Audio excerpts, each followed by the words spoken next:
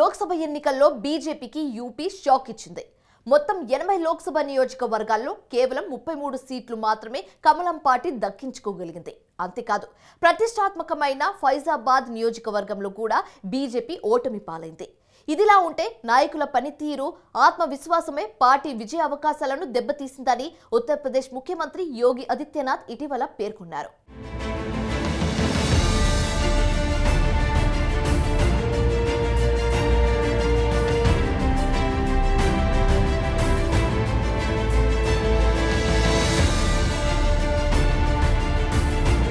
ఇటీవల జరిగిన లోక్సభ ఎన్నికలు భారతీయ జనతా పార్టీకి షాక్ ఇచ్చాయి.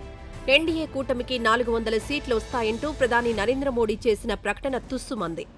బీజేపీకి కనీసం ప్రభుత్వాన్ని ఏర్పాటు చేయడానికి అవసరమైన మ్యాజిక్ ఫిగర్ కూడా రాలేదు. ఎన్డీఏ కూటమి భాగస్వామ్య పక్షాల సాయంతో నరేంద్ర మోడీ కేంద్రంలో ప్రభుత్వాన్ని ఏర్పాటు చేయవలసి వచ్చింది. అన్నింటికంటే ముఖ్యంగా ఉత్తరప్రదేశ్లో కమలం పార్టీకి ఈసారి గణనీయంగా సీట్లు తగ్గాయి. ఉత్తరప్రదేశ్లోని మొత్తం 80 సీట్లలో 2019 లోక్సభ ఎన్నికల్లో ఎన్డీఏ కూటమి 79 సీట్లు గెలుచుకుంది.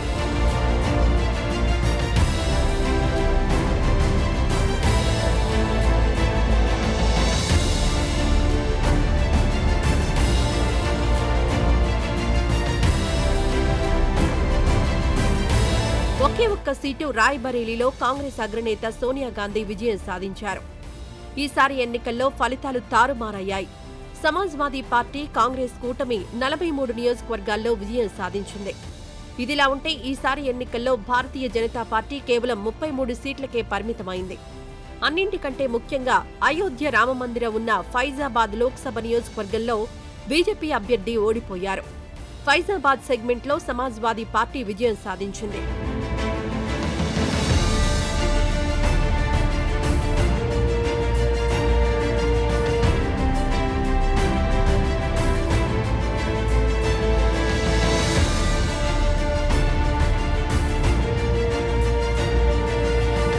కాగా ఈసారి ఎన్నికల్లో బీజేపీ ఓటమికి ప్రధాన కారణం ముఖ్యమంత్రి యోగి ఆదిత్యనాథ్ పనితీరు అనే విమర్శలు వినిపిస్తున్నాయి. ఇవి కాంగ్రెస్ లేదా సమాజ్వాదీ పార్టీలు చేస్తున్న విమర్శలు కావు. సాక్షాత్తు క్షేత్రస్థాయిలో బీజేపీ కార్యకర్తలు, నాయకులు చెబుతున్న మాట. సహజంగా ముఖ్యమంత్రి అంటే సమాజంలోని అన్ని వర్గాలను కలుపుకొని పోవాల్సి ఉంటుంది. అయితే యోగి ఆదిత్యనాథ్ అలా చేయడం లేదన్న ఆరోపణలు వినవస్తున్నాయి. ముఖ్యమంత్రి యోగి ఆదిత్యనాథ్కు ఉత్తరప్రదేశ్లో పెద్ద సంఖ్యలో ఉన్న బ్రాహ్మణ వర్గానికి చాలా కాలంగా పొసగడం లేదు.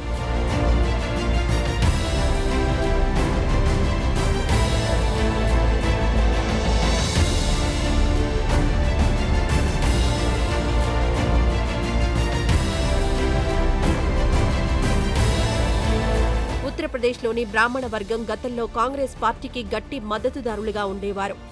ఈ సామాజిక వర్గం నుంచి పలువురు ప్రముఖులు అప్పట్లో ఉత్తరప్రదేశ్ ముఖ్యమంత్రులు కూడా అయ్యారు. అయితే వాజ్పేయి హయాం నుంచి బ్రాహ్మణ సామాజిక వర్గం భారతీయ జనతా పార్టీకి అనుకూలంగా మారింది. కమలం పార్టీకి గట్టి ఓటు బ్యాంకుగా మారింది. అయితే యోగి ఆదిత్యనాథ్ తమను దూరం పెడుతున్నారని 2022 అసెంబ్లీ ఎన్నికల ముందు బ్రాహ్మణ సామాజిక వర్గం తీవ్ర అసంతృప్తి వ్యక్తం చేసింది. ఒక దశలో బీజేపీకి వ్యతిరేకంగా ఓటు వేయడానికి రెడీ అయింది. దీంతో ప్రధాని నరేంద్ర మోడీ హుటాహుటిన రంగంలోకి దిగి వారిని సముదాయించారు. బ్రాహ్మణ సామాజిక వర్గానికి చెందిన జితిన్ ప్రసాద్కు యోగి క్యాబినెట్లో మంత్రి పదవి ఇచ్చారు. దీంతో బ్రాహ్మణ సామాజిక వర్గం మళ్లీ బీజేపీకి దగ్గరైంది. ఫలితంగా అసెంబ్లీ ఎన్నికలలో బీజేపీ విజయం సాధించింది.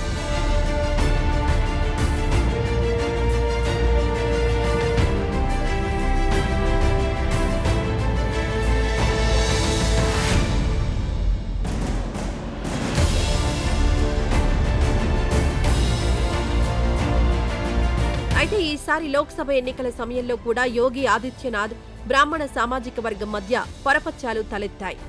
అయోధ్య రామమందిరం నిర్మాణానికి భూములిచ్చిన వారిలో చాలా మంది బ్రాహ్మణులున్నారు. భూములిచ్చిన వారికి చట్ట ప్రకారం ప్రభుత్వం నష్టపరిహారం చెల్లించాలి. ఇదంతా చట్టపరంగా జరగాల్సిన వ్యవహారం. అయితే నష్టపరిహారం కింద చాలా తక్కువ అమౌంట్ భూములిచ్చిన బ్రాహ్మణుల చేతుల్లో పెట్టి యోగి సర్కార్ మమ అనిపించిందన్న ఆరోపణలున్నాయి.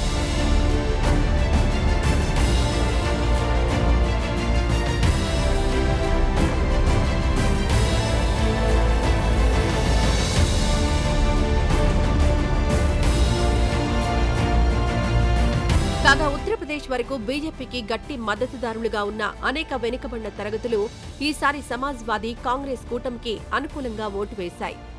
యోగి ఆదిత్యనాథ్ తమను చిన్నచూపు చూస్తున్నారని, ఈసారి అనేక బీసీ వర్గాలు అసంతృప్తికి గురైనట్లు లక్నో రాజకీయ వర్గాల కథనం. పైపెచ్చు సహజంగా ఏ ఎన్నికల్లోనైనా యాదవులకు ఎక్కువ సీట్లిచ్చే సమాజ్వాదీ పార్టీ అధినేత అఖిలేష్ యాదవ్ ఈసారి వ్యూహాత్మకంగా టికెట్ల పంపిణీలో సరికొత్త పందా అవలంబించారు. యాదవ సామాజిక వర్గానికి తక్కువ సీట్లిచ్చి యాదవేతర బీసీలకు టికెట్లిచ్చారు. అఖిలేష్ యాదవ్ అవలంబించిన వ్యూహం ఫలించింది. రాష్ట్ర వ్యాప్తంగా ఉన్న మొత్తం 80 సీట్లలో మెజారిటీ సీట్లను సమాజ్వాదీ పార్టీ, కాంగ్రెస్ కూటమి గెలుచుకుంది.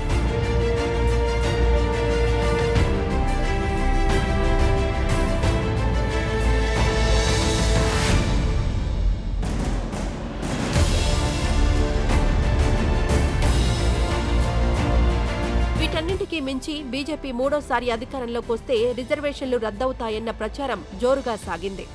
ఇందుకు అవసరమైతే రాజ్యాంగాన్ని కూడా బీజేపీ మారుస్తుందన్న ప్రచారం జోరుగా నడిచింది. ఎన్నికలకు ముందు కర్ణాటకకు చెందిన బీజేపీ సీనియర్ నేత అనంతకుమార్ మాట్లాడుతూ రాజ్యాంగం మారిస్తే తప్పేమిటని సూటిగా ప్రశ్నించారు. ఈ నేపథ్యంలో దేశవ్యాప్తంగా రిజర్వేషన్ ఫలాలు అనుభవిస్తున్న సామాజిక వర్గాలు తీవ్ర ఆందోళనకు గురయ్యాయి. దీంతో రిజర్వేషన్లను కాపాడుకోవడానికి బీజేపీకి వ్యతిరేకంగా ఓటు వేశాయన్న వార్తలొచ్చాయి. ఉత్తరప్రదేశ్లో సహజంగా వెనుకబడిన తరగతులు పెద్ద సంఖ్యలో ఉన్నాయి. అంతిమంగా ఈ బడుగు బలహీన వర్గాలన్నీ బీజేపీకి వ్యతిరేకంగా ఓటు వేశాయి.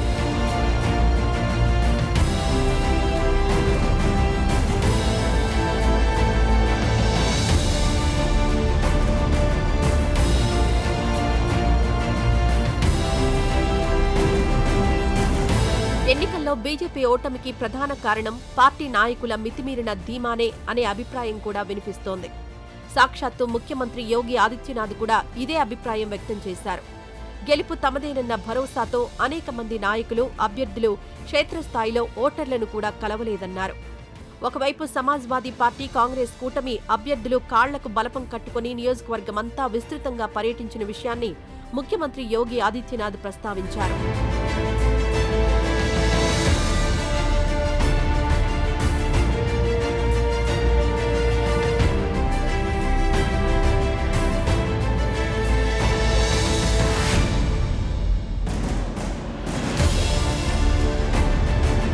ప్రధాన కారణం మేనకా గాంధీ కుమారుడు వరుణ్ గాంధీకి ఈసారి టికెట్ ఇవ్వలేదు.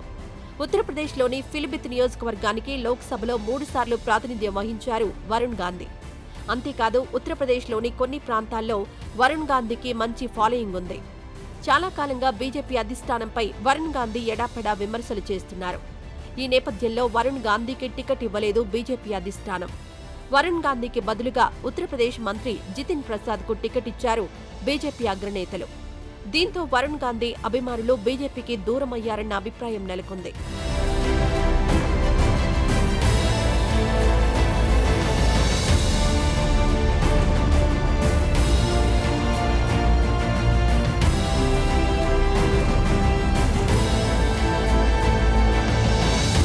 వీటన్నింటితో పాటు యోగి ఆదిత్యనాథ్ బుల్డోజర్ పాలన పట్ల ప్రజాస్వామ్యవాదుల్లో వ్యతిరేకత వ్యక్తమైంది.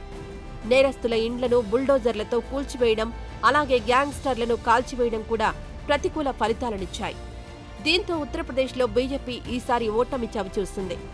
మొత్తం 80 లోక్సభ నియోజకవర్గాల్లో బీజేపీ కేవలం 33 సీట్లకే పరిమితమైంది.